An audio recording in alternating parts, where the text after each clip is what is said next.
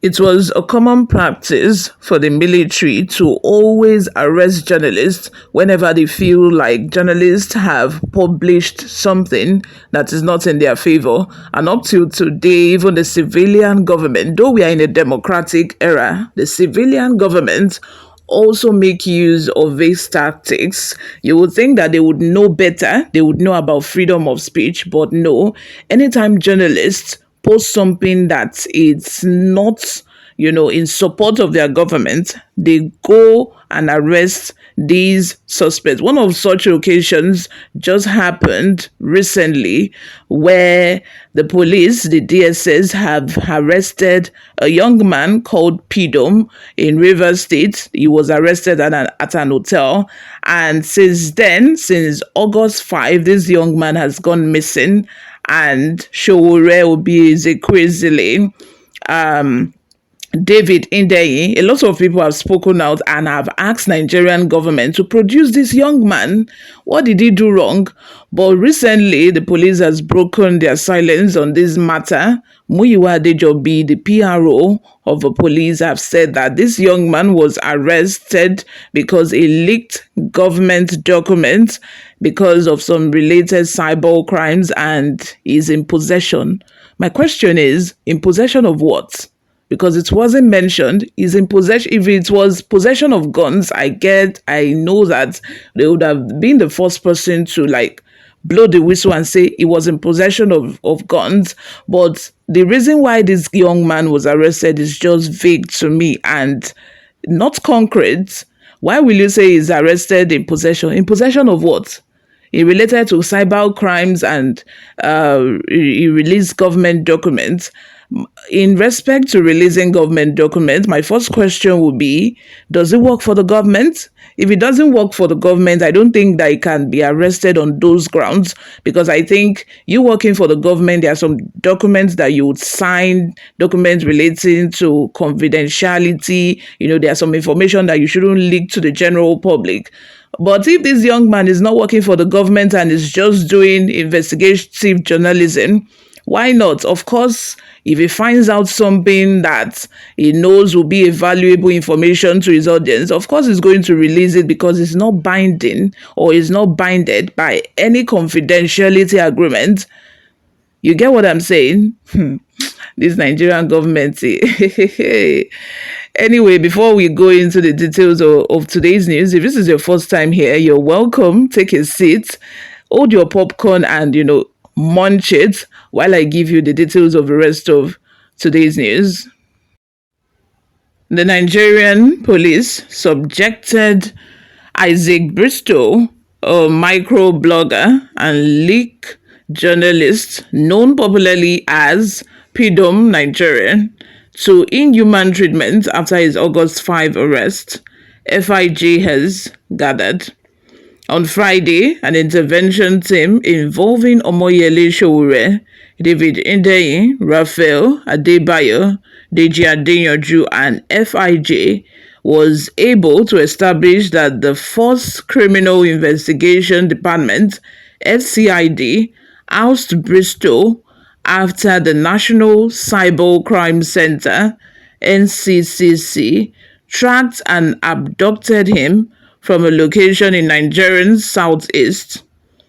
Isaac told representatives of his team that the police abducted and kept him in solitary confinement for at least 6 days in an anti-kidnapping unit before transferring him to a different facility. He later ended up in the FCID's custody. Adeyanju, who saw Isaac in custody on Friday, told FIJ in a telephone interview that the microblogger relayed how the police broke into his house and abducted him. He told us they came like armed robbers, Adeyanju told Newsroom Nigeria. They were dressed in mufti, about 15 policemen. They broke in and dragged him away like a criminal. They threw him into a hole somewhere in an anti-kidnapping unit of the police.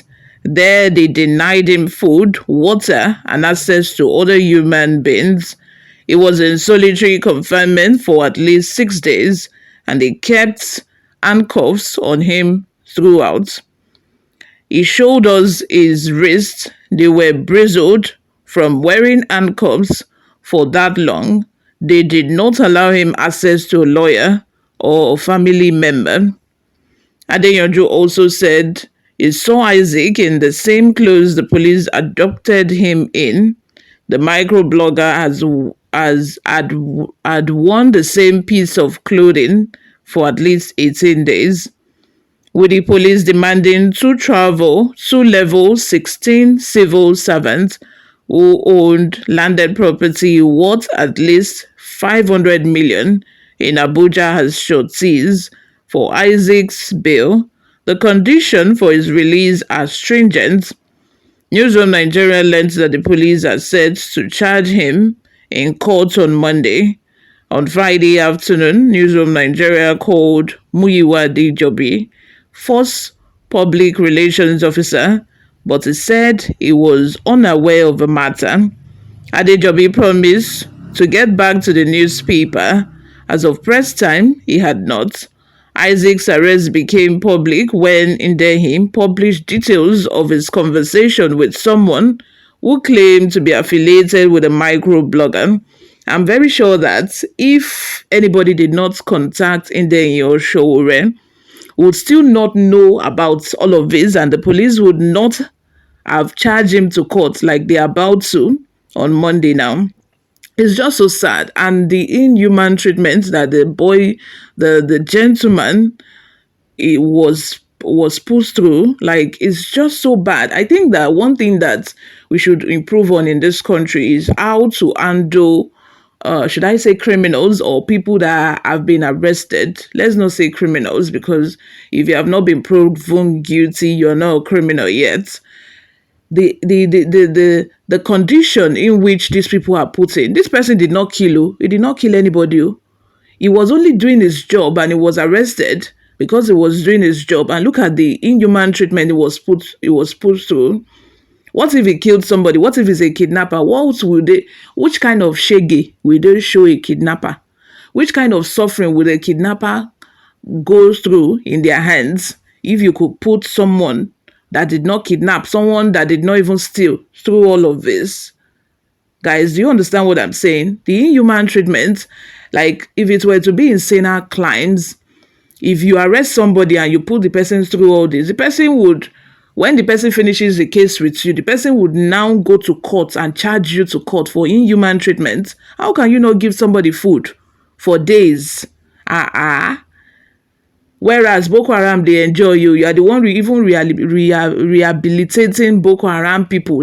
Those are people that have kidnapped or people that have killed people. You are rehabilitating them. Whereas on the other hand, this is a journalist who was just doing his job. You all, let me have your thoughts. What do you think about all of these that have already been discussed on this video? Let me know in the comment section, guys. Thank you very, very much for always listening and watching. I will see you all in my next video. Bye for now.